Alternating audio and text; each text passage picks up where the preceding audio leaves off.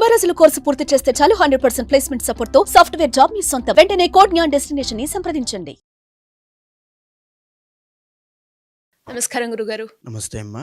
మాఘమాసంలో వచ్చే పౌర్ణమి యొక్క విశిష్టత ఏంటి గురుగారు? ఆ రోజు మనం చేయవలసిన పూజా విధానం, ఆచరించాల్సిన నియమాలు ఏంటి గురుగారు? శ్రీ గురుభ్యో నమః. ముఖ్యంగా చైత్రాది 12 మాసాలకి కూడా ఒక్కొక్క ప్రత్యేకత ఉంటుందండి. మనందరికీ బాగా తెలిసినటువంటి మాసము కార్తీక మాసం, అంటే పుణ్యమాసంగా మనం అందరికీ బాగా భావించేది.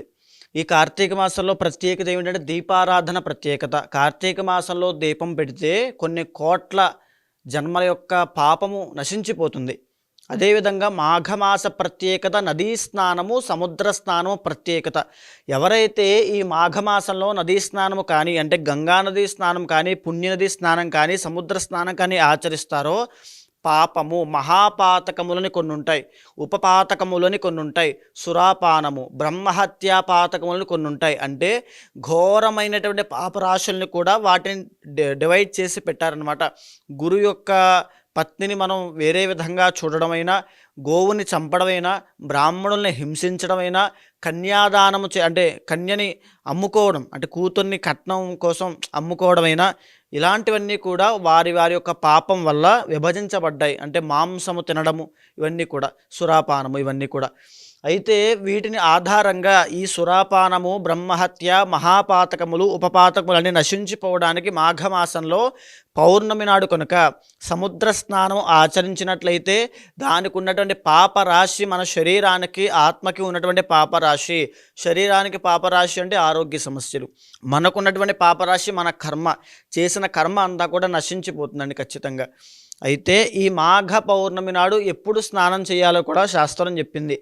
అంటే జనరల్గా స్నానం చేయాలనుకుంటే చాలామందికి దగ్గరలో నది ఉంది అనుకోండి, నదిలో స్నానం చేయొచ్చు. లేదు, నది లేదు, బావిలో స్నానం చేయొచ్చు, చెరువులో స్నానం చేయొచ్చు. నది లేదా పుణ్య నది, గంగా నది, సముద్ర స్నానము, ఇవన్నీ కూడా స్నానం చేయడానికి అనువైనవి, పుణ్యప్రదమైనవి. దగ్గరలో నది ఉంటే నదిలో స్నానం చేయండి, సముద్రం ఉంటే సముద్రంలో స్నానం చేయండి. ఏ సమయంలో చేయాలి అని అంటే ఉదయం బ్రహ్మ ముహూర్తంలో, అంటే సూర్యోదయానికి 96 నిమిషాలు వెనక్కి వెళ్ళి అక్కడి నుంచి వచ్చేటువంటి 48 నిమిషాలు కూడా నదిలోనే స్నానం చేయాలి, అక్కడే ఉండాలి. అది స్నానం అంటేనండి. అంటే ఏదో వెళ్ళి 3 ముడుగులు ముడిగి వచ్చి పైకి వచ్చేయడం కాదు. 48 నిమిషాలు స్నానం చేస్తే దాని యొక్క ఫలితం అందుతుంది అని చెప్పి శాస్త్రం చెబుతోంది. దీంతో పాటుగా ఈ మాఘమాసం అనేటువంటి చాలా ప్రత్యేకమైందండి. ఎందుకంటే మాఘమాసము, మాఘ అంటే పాపాన్ని నశించేది, పాపాన్ని ఇవ్వనిది అని అర్థం వస్తుంది. సో ఈ మాఘమాసంలోనే మనకి ఎన్నో రకాల పుణ్యతిథులు వచ్చాయి. రథసప్తమి ఉదాహరణకి మనం చెప్పుకున్నాం. అదేవిధంగా శ్రీపంచమి, సరస్వతి వాగ్దేవి అమ్మవారి యొక్క జయంతి శ్రీపంచమి.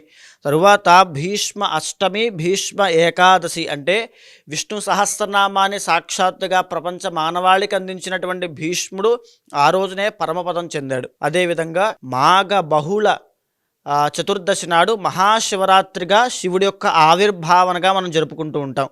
ఈ విధంగా చూసుకుంటూ ఉన్నట్లయితే ఈ మాఘమాసానికి ఎంత ప్రత్యేకత ఉందో మీకు కూడా అర్థమవుతుంది. సూర్యభగవానుడు, వాగ్దేవి, భీష్మ ఏకాదశి, అదేవిధంగా ఈ యొక్క మహాశివరాత్రి, మధ్వానవం, ఇవన్నీ కూడా ఉంటాయి. సో ఈ మాఘమాసాన్ని సముద్ర స్నానంతోనే వినియోగించుకోవాలి. సో ఎవరైతే ఈ మాఘమాసము, అంటే ఈ మాఘమాసంలో శివకేశవులకి, లక్ష్మీనారాయణులకి ఇద్దరికీ కూడా, అందరికీ కూడా ప్రీతికరమైంది కాబట్టి లక్ష్మిని కోరుకునే ప్రతి ఒక్కరూ కూడా, ఈవెన్ ఎంతటి దరిద్రమైనటువంటి స్థితిలో ఉన్న వాళ్ళు కూడా, శుద్ధలక్ష్మీర్ మోక్షలక్ష్మి, జయలక్ష్మి, సరస్వతి, అంటే ఏ లక్ష్మీ కటాక్షము, సరస్వతీ కటాక్షము, శివకేశవుల యొక్క అనుగ్రహం కావాలనుకుంటే ఈ మాఘమాసంలో ఎలాంటి అపవిత్రమైన పనులు చేయకుండా కేవలము కనీసం మాఘ పౌర్ణమినైనా ఉపయోగించుకుని బ్రహ్మ ముహూర్తంలో కానీ, మాఘ పౌర్ణమి తిథి ఉన్నప్పుడు ఎప్పుడైనా సరే సముద్ర స్నానము ఆచరిస్తే లక్ష్మీ కటాక్షం కలుగుతుందండి ఖచ్చితంగా. అయితే ఎలాంటి ఏ నదుల్లో స్నానం చేయడం వల్ల ఏ ఫలితం దక్కుతుందో కూడా మనకి శాస్త్రంలో చెప్పబడింది. మాఘ పౌర్ణమి నాడు ఎస్పెషల్గా ఇంట్లో పెద్దవాళ్ళు వేడి నీళ్ళతో కనుక స్నానం చేయగలిగితే దానివల్ల సంవత్సరం పాటు పుణ్యనది నదిలో స్నానం చేసిన ఫలితం దక్కుతుంది.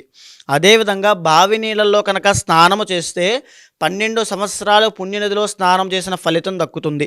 చెరువులో కనుక స్నానము చేస్తే 24 సంవత్సరాలు పుణ్యనది స్నానము చేసిన ఫలితం దక్కుతుంది, సాధారణమైన నదిలో స్నానం చేస్తే.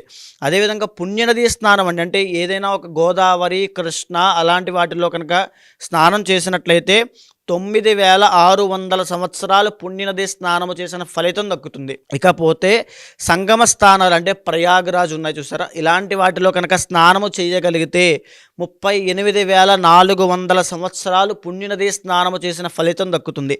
గంగానదిలో స్నానము చేస్తే 3,84,00,000 సంవత్సరాలు పుణ్యనది స్నానం చేసిన ఫలితం దక్కుతుంది.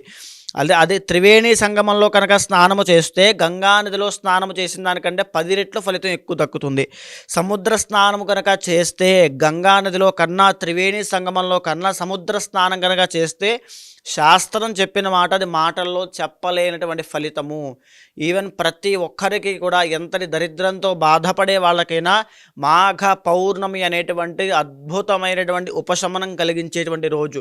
అదేవిధంగా ఈ మాఘమాసంలో వచ్చేటువంటి అమావాస్యకి కూడా పితృతర్పణాలకి, పితృకర్మలకి వాటికి కూడా చాలా ప్రత్యేకమైనటువంటి తిథిగా ఆ రోజు చెప్పుకుంటాం. ఇప్పుడు మనం మాట్లాడుకునేటువంటి పౌర్ణమి గురించి కాబట్టి ఆ రోజు చేయవలసిన పనులు ప్రత్యేకంగా ఉదయమే బ్రహ్మ ముహూర్తంలో నదీ స్నానము కానీ, సముద్ర స్నానం కానీ ఖచ్చితంగా ఆచరించండి. ఒకవేళ మీ ఇంటి దగ్గరలో కానీ, మీ చుట్టూ పరిసర ప్రాంతాల్లో కానీ ఎక్కడ నది కానీ సముద్రం కానీ లేక మీరు వెళ్ళలేక ఆ పరిస్థితుల్లో ఉండి ఖచ్చితంగా స్నానము చేయాలి అని తహతహలాడుతూ ఉన్నట్లయితే నేను చెప్పినటువంటి మంత్రాన్ని చెప్పుకుంటూ మీ ఇంట్లో ఉన్నటువంటి మీరు స్నానం చేసే నీళ్ళమైన చెయ్యి వేసి ఆ మంత్రాన్ని చెప్పి అభిమంత్రించి ఆ తరువాత స్నానము చేస్తే పుణ్యనది స్నానము చేసిన ఫలితం మీకు దక్కుతుంది.